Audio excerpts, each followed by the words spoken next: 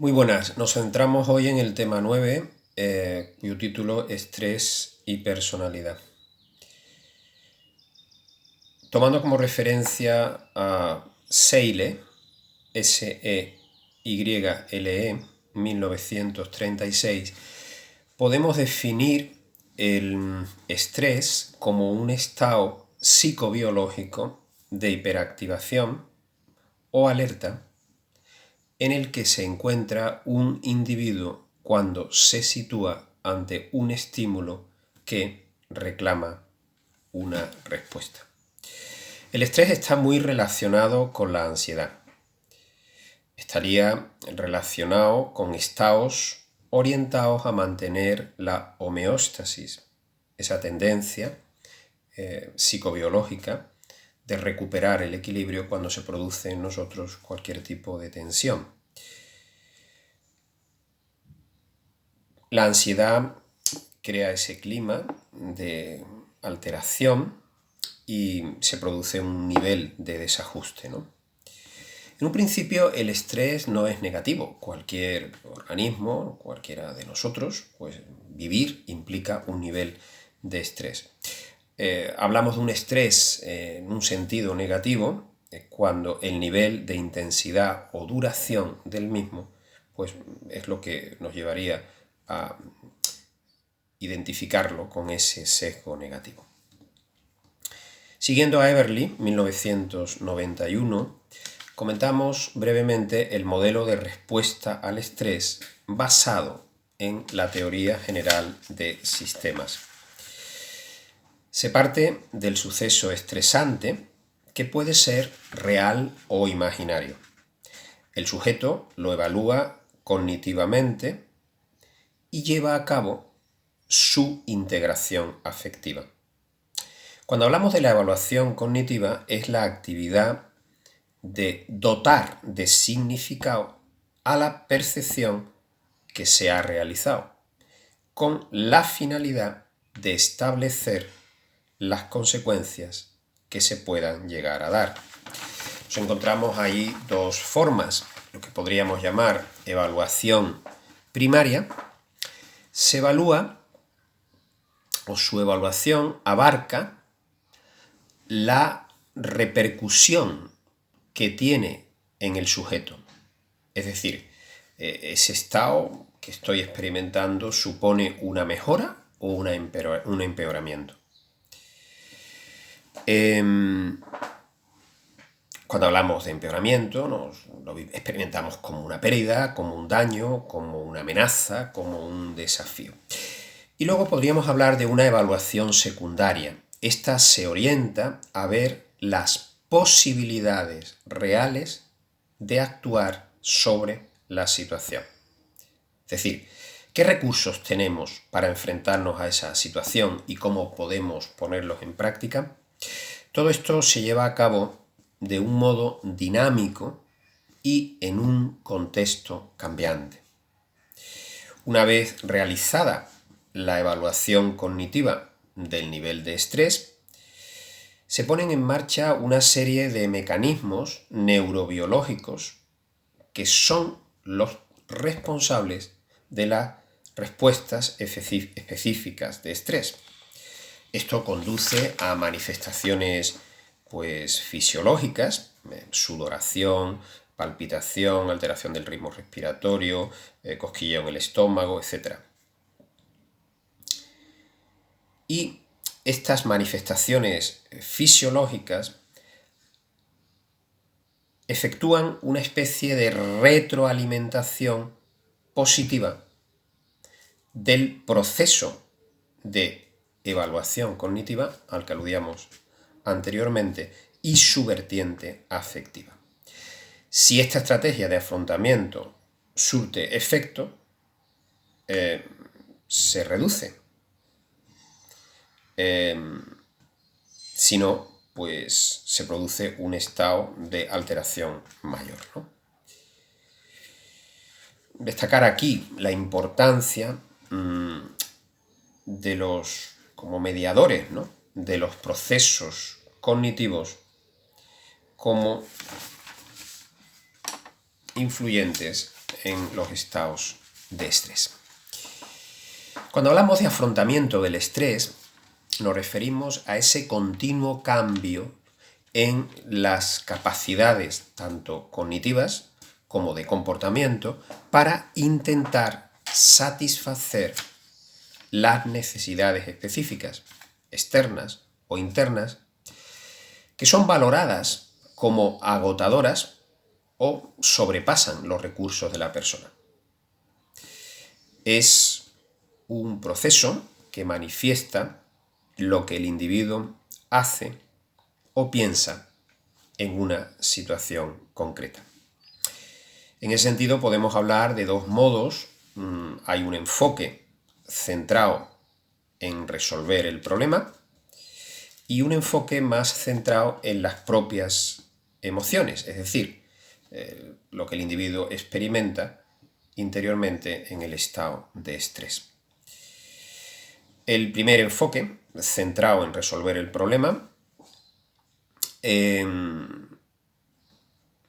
se ve más eso como en la línea de la solución y en ese sentido, citando a Lazarus, 1980, podremos hablar de una serie de vías, de caminos. Él concretamente establece 8 para el afrontamiento del estrés. Los citamos brevemente cuáles son esos caminos, ¿no? En primer lugar, lo que llamaríamos afrontamiento, que se lleva a cabo por confrontación directa con el problema. Un segundo camino sería el distanciamiento, que es un aparcamiento parcial del problema. El autocontrol sería otro, que evitar las manifestaciones externas de las emociones. Esto vemos que nos ocurre con mucha frecuencia. Podemos vivir un estado de tensión fuerte y sin embargo si nos preguntaran, oye, ¿cómo te encuentras? Pues uno no manifiesta nada de cómo se está sintiendo, ¿no? En cuarto lugar, buscar apoyo social, petición de ayuda. En quinto, adaptación, responsabilidad, es decir, uno asume las consecuencias de lo que está experimentando, incluso de las limitaciones que está vivenciando y lo afronta. En sexto lugar, lo que podríamos llamar un afrontamiento por la vía del escape, de la evitación, que es, en definitiva, huir, no enfrentarse. En séptimo lugar, lo que podríamos llamar resolución planificada, que es un enfrentamiento ordenado y específico del problema. Y en octavo lugar, la reevaluación positiva, que es buscar aspectos positivos al problema, ¿no? Visto cuánto muchas veces podemos vivir situaciones muy estresantes, oye, pues esto me ha servido para conocerme más, para desarrollar recursos nuevos, etc. En otro apartado, que nos paramos ahora brevemente, vamos a hablar de los mecanismos de defensa frente al estrés. Y ahí podemos distinguir 7 niveles. En primer lugar, lo que llamaríamos el control por elevación. Hacemos un balance positivo, se magnifica la gratificación, se acompaña de exposiciones satisfactorias, por ejemplo, autoafirmarse, sentido del humor, ver eso con una visión altruista, etc. En segundo lugar, se forman compromisos o se llevan a cabo inhibiciones de los contenidos potencialmente dañinos, por ejemplo, el aislamiento afectivo, o razonar intelectualmente demasiado lo que nos está pasando, lo que se llama intelectualización, o reprimir las ideas que experimentamos, las emociones, los sentimientos. En tercer lugar, lo que llamaríamos un mecanismo centrado en mantener la autoestima, para lo que se efectúan, se llevan a cabo, distorsiones de uno mismo o de los demás. Como consecuencia de esto, por ejemplo, pues manifiesta la infravaloración, no verse capaz, no tengo condiciones, no me siento idóneo, o una excesiva idealización, ¿no? Esto no tiene problema, esto se resuelve, aquí no hay ningún tipo de inconveniente. En cuarto lugar, lo que llamaríamos el encubrimiento, que es mantener fuera de la conciencia los elementos inadmisibles. Como consecuencia de esto, pues surge la negación de los hechos. no admitir lo que está pasando. No, yo no estoy mal, a mí no me pasa nada, yo no tengo ningún problema. Proyectar o atribuir, no, aquí lo que está pasando, la culpa la tiene mi padre, la culpa la tiene esta persona, la culpa, pues buscar siempre proyectar hacia afuera. O también la justificación extrema. En quinto lugar, como mecanismos de defensa frente al estrés, lo que llamamos distorsiones aún todavía más marcadas de los hechos. Aquí aparece la posibilidad de una identificación proyectiva o polarizar la propia imagen o las de los demás, es decir, llevándola pues a extremos como muy radicalizados. En sexto lugar, la acción como respuesta a las amenazas internas o externas. Por ejemplo, esto se expresa en forma de huida, respuestas impulsivas, actuar sin pensar, o continuas quejas. En séptimo, el fracaso total de los mecanismos de autorregulación frente al problema lleva a la ruptura completa con la realidad. Aquí nos encontraríamos ya situaciones propias de las distorsiones psicóticas, proyección delirante, negación psicótica, que pues manifiestan un estado grave de alteración de la personalidad. Otro autor, Vaillant, 1977, nos habla de 4 tipos de mecanismos. El tipo psicótico, por el que se niega o distorsiona de un modo muy acusado la realidad. El tipo inmaduro, se llevan a cabo fantasías, proyecciones hacia afuera, hipocondría, agresividad pasiva. El tipo neurótico, en el que se hace una excesiva intelectualización y represión. Y, en cuarto lugar, el tipo maduro, mediante la forma de afrontar el estrés, con manifestaciones como el altruismo, pues abrirse a los demás, hacer cosas buenas por los demás, sentido del humor, hacer una planificación, anticipación de cómo se va a llevar a cabo aquello, sublimar buscando otras actividades con contenidos pues positivos o afirmativos. Desde un punto de vista práctico, el adecuado sentido del sufrimiento, elaborar una reestructuración cognitiva que también influya pues, a través de elaborar pensamientos más constructivos, más realistas, y cómo esto también influye en nuestro estado de ánimo. Aceptar los aspectos en ocasiones difíciles que comportan las situaciones, la necesidad del esfuerzo para sacar adelante metas y objetivos, saber tomar también distancia de los acontecimientos diarios, pues un análisis también sereno, reflexivo sobre la realidad, pueden ayudarnos, ¿no? En otro punto, nos paramos ahora, vamos a comentar algunas ideas, también muy resumidamente, sobre estrés y personalidad. En ese sentido, podríamos decir que las respuestas del estrés son diferentes según las características de la personalidad del sujeto. En este sentido, hablamos de 2 enfoques: el globalista, que tiende a ver aquello como formando parte de una única realidad, y una interdependencia, es decir, toda acción lleva consigo una reacción. Dentro de este enfoque hay 2 ópticas diferentes: la ambientalista, es decir, lo que me rodea, actuando como estresor, y esto va perfilando, conformando la personalidad, y la óptica más biologista o biologicista, o sea, la constitución biológica del sujeto determina el modo como responde a los estresores. Y habría también como una tercera posición que podríamos llamar interaccionista, que es la influencia recíproca que hay entre estresores y personalidad. Luego habría otro enfoque, que es el enfoque parcelarista. Son dos formas diferentes de estudiar a la persona humana. Importa más que lo que le sucede la manera de vivir lo que le ha sucedido. Aquí las variables de personalidad,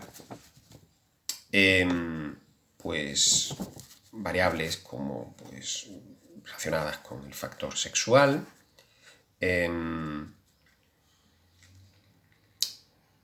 pensar, por ejemplo, ¿no? La mayor sensibilidad que desarrollan la inmensa mayoría de las mujeres a la hora de captar aspectos relacionados con las dimensiones afectivas. Eysenck, 1997, Eysenck, habla de 6 características de personalidad en los modos, con modos diferentes de responder al estrés. Y ahí nos encontramos la dependencia conformista hacia las cosas o las personas. Curioso cómo este estilo de personalidad se relaciona mucho físicamente con enfermedades tumorales. En segundo lugar, hablaríamos de reacciones de ira, de irritabilidad, de hostilidad, de agresividad, que están más vinculadas con enfermedades cardiovasculares. En tercer lugar, la alternancia de los dos aspectos anteriores se vinculan a las reacciones histriónicas. En quinto lugar, esa actitud fría, racional, que estaría más vinculada con los estados depresivos. En sexto, reacciones de transgresión de normas,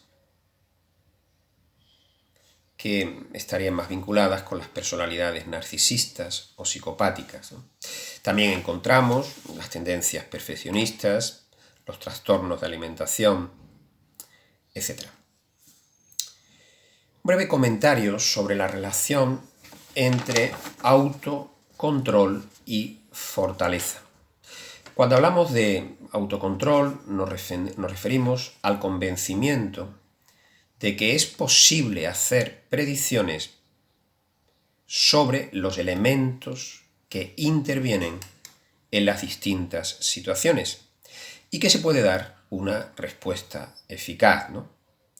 Cuando hablamos de fortaleza es también el convencimiento, la capacidad de compromiso con las actividades que se realizan, lo cual pues, nos lleva a una capacidad o habilidad para predecir el cambio y considerarlo como un reto potenciador del propio desarrollo. Vemos como estos dos aspectos, en la medida en que una persona desarrolla niveles crecientes de autocontrol y de fortaleza, en ese sentido no solo de resistir las dificultades que conlleva nuestra propia existencia, sino también la capacidad de desarrollar recursos, habilidades para el afrontamiento de los mismos. Curioso la fuerte relación que hay entre ansiedad y percepción de la autoeficacia. Es decir, se valora más la incapacidad y los efectos negativos que lo que se puede hacer. Esto es muy propio de las situaciones de ansiedad, donde nos quedamos más fijados en lo negativo y no vemos el potencial, las capacidades que realmente tenemos para poder enfrentarnos a las situaciones, ¿no? También la relación que hay entre ansiedad y rendimiento, ¿no? Fijaros que curiosamente, esto lo hemos experimentado todo de muchas maneras, la ansiedad facilita las tareas fáciles. Cuando uno tiene un puntito de inquietud y de nerviosismo, no demasiado acusado, pues eso nos activa frente a lo que tenemos que hacer. Y la ansiedad, cuando ya es muy alta, deteriora las actividades que demandan mayor complejidad. Un último comentario sobre cómo el estrés pues, forma parte de nuestra vida cotidiana. Ya decíamos al comienzo que el estrés en principio no tiene una connotación negativa, salvo cuando los niveles de intensidad son muy altos, ¿no? Situación como la que estamos viviendo ahora, de aislamiento, pues en muchas personas se está generando niveles de ansiedad y de estrés muy altos, ¿no?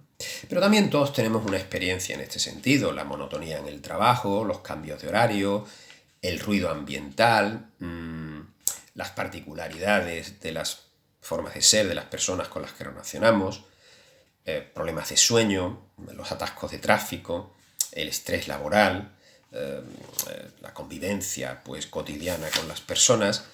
Bueno, pues todo esto forma parte, son pues espacios, focos en los que se van a generar respuestas de estrés.